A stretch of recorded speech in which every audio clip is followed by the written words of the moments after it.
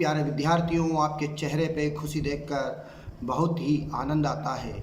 आपके सेंटर के बाहर जाके मैं मिलता हूं तो आपको लगता है आपको देखकर लगता है कि आपके पेपर बहुत ही अच्छे जा रहे हैं और आपकी प्रतिक्रिया भी इसी प्रकार की आती है कि सर आपने जो पढ़ाया है उसमें से बिल्कुल भी बाहर नहीं जा रहा है। चाहे आपने नोट्स समझाए हों, चाहे आपने ए और बी सेट दिए हों। ए और बी सेट तो वैसे ही कई बार ऐसे ही हमारे पेपर में आ चुके हैं और आपने नोट्स के अलावा आपने जो लग समझाया था वो भी हमारे प्रश्न पत्र में आए हैं। तो आपके चेहरों पे खुशी देखकर मुझे बड़ा आनंद का विषय लगता है और इसी उत्साह को ध्यान में रखते हुए मैं पुनः आपकी मांग पर लेके आया हूँ इस बार भूगोल का मास्टर पेपर।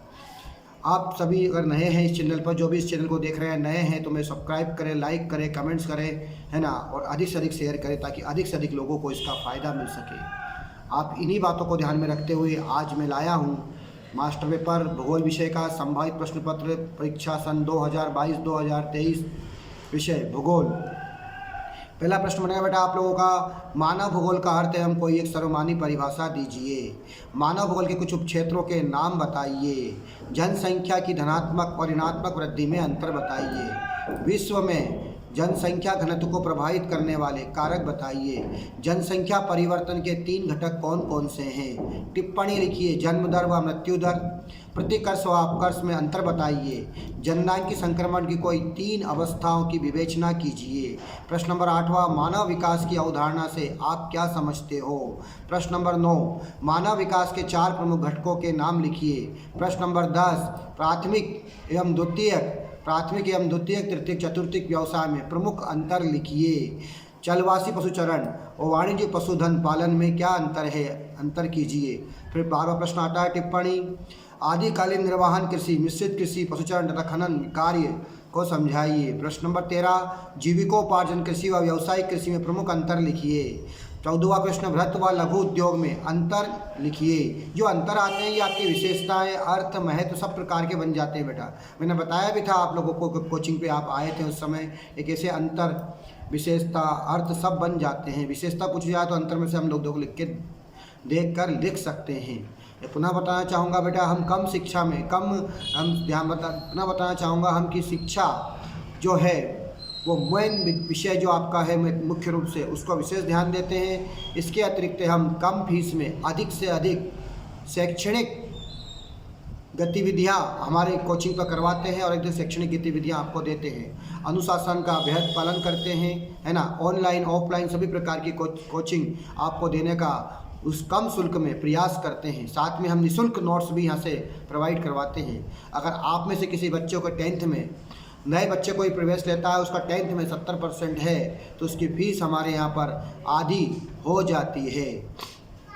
इसी को ध्यान में रखते हुए हम बात करते हैं। प्रश्न नंबर 16 आपका, परिवहन एवं संचार को समझाते हुए इसके महत्व को बताइए। प्रश्न नंबर 17, सड़क मार्ग व रेल मार्ग में अंतर लिखिए। अगला आता 18वां, सुएज नहर पनामा नहर में अंतर लिखिए। प्रश्न नंबर 19वां है आपका, व्यापार का महत्व बताते हुए अंतर्राष्ट्रीय व्यापार के कारण लिखिए।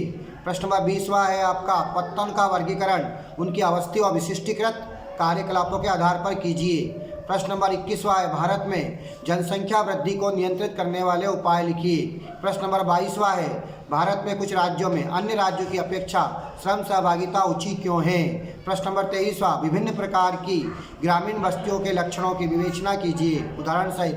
प्रश्न नंबर 24वां टिप्पणी है, गैरीसिंह नगर जिसको कि हम सैनिक नगर भी बोलते हैं, है ना, प्रतिरक्षा नगर, ठीक है ना, धार्मिक नगर, स्थान स्थिति एवं सिचुएशन, ये ध्यान रखना, स्थान स्थिति एवं सिचुएशन, इस बात का विशेष ध्यान देना आप लोग। मैंने बताया आपको मुख्य रूप से।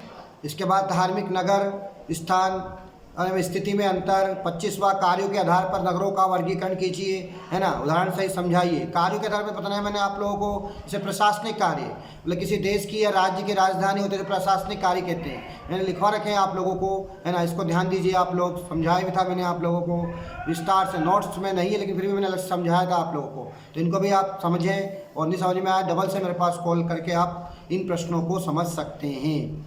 प्रश्न नंबर 26वां है बंजर भूमि तथा कृषि योग्य व्यर्थ भूमि में अंतर लिखिए। शुष्क कृषि व अर्ध कृषि में क्या अंतर है? चावल तथा गेहूं की पैदावार के लिए आवश्यक परिस्थितियां का वर्णन कीजिए, इसके वितरण को समझाइए। चाय व कृषि के लिए कौन कौन सी भौगोलिक दशा जरूरी है, इसके प्रमुख उत्पादक क्षेत्र लिखिए। प्रश्न नंबर 29वां हरित क्रांति से आप क्या समझते हो? यह किस प्रकार खाद्यान्न बढ़ोतरी लाई?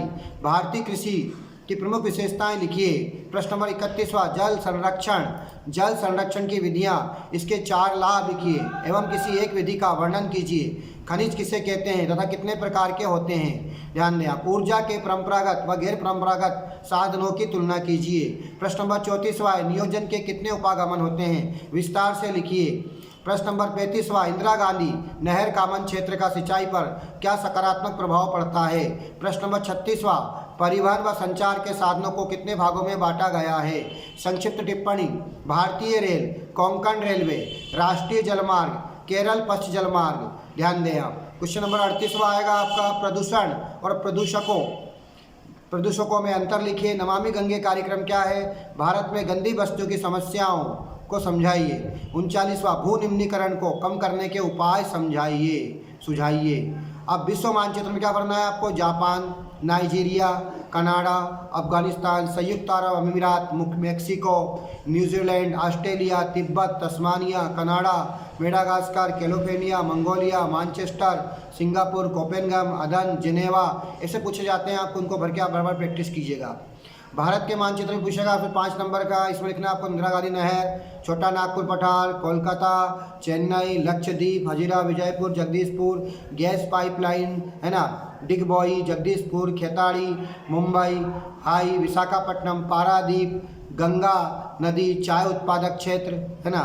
ये आपको भारत के मानचित्र में भरना है, ध्यान दें आप। इसके अलावा आप हमारे के 2022-2023 के टेस्ट पेपर है ना, टेस्ट परीक्षा के पेपर ए और बी सेट भी देखिए, क्योंकि ए और बी सेट में भी इन दोनों को याद करते हैं। मास्टर पेपर ए और बी सेट और प्रश्न बैंक याद करते हैं हम, तो इस प्रकार देखा जाए तो आपके 100 में से 100 नंबर आएंगे, एक भी नंबर छूटेगा नहीं। इसके बाद मैं याद दिला दूँ आपको कि हमारे एमपी बोर्ड के 2022-2023 के अंग्रेजी, हिंदी, अर्थशास्त्र, राजनीति विज्ञान, इतिहास और गृह विज्ञान के पेपर में है ना, नोट्स में से 100% प्रश्न आए हैं। इसके साथ जो ए और बी सेट दिया गया था उसके भी प्रश्न आए हैं। अतः मेरा आपसे यही कहना है कि आप इनको भी अवश्य देखते हुए जाएं। आप सभी को हार्दिक हार्दिक शुभकामनाएं, क्योंकि अब आप कॉलेज में प्रवेश करेंगे। आप साथ ही आपको बहुत बहुत शुभकामनाएं कॉलेज में प्रवेश के लिए, कि आप सभी बच्चे अच्छे नंबर लेके आएंगे। एडवांस में बधाई मेरे ओर से। साथ ही नए बच्चे जो आपके हैं, जो जूनियर हैं, उनको भी बता दें आप, नई बैच 1 जून 2023 प्रातः 10 बजे से प्रारंभ होगी, उनका इसमें स्वागत है। आप इसके लिए कृपया अवश्य कहें उनसे। आप लोगों का मेरा बहुत अच्छा साथ रहा इतने दिन तक है ना, लाइव क्लास हुआ चाहे ऑफलाइन क्लास हुआ, आपने सहयोग दिया, उसके लिए मैं आप सभी लोगों का आभार प्रकट करता हूं, धन्यवाद देता हूं, आशीर्वाद देता हूं कि आप हमेशा जीवन में आगे बढ़ते चले जाएं और एक अपना नाम, अपने गांव का नाम, अपने परिवार का नाम, सबका नाम रोशन करें। जय हिंद, जय माँ भारती। आप सभी लोगों को पुनः हार्दिक हार्दिक शुभकामनाएं।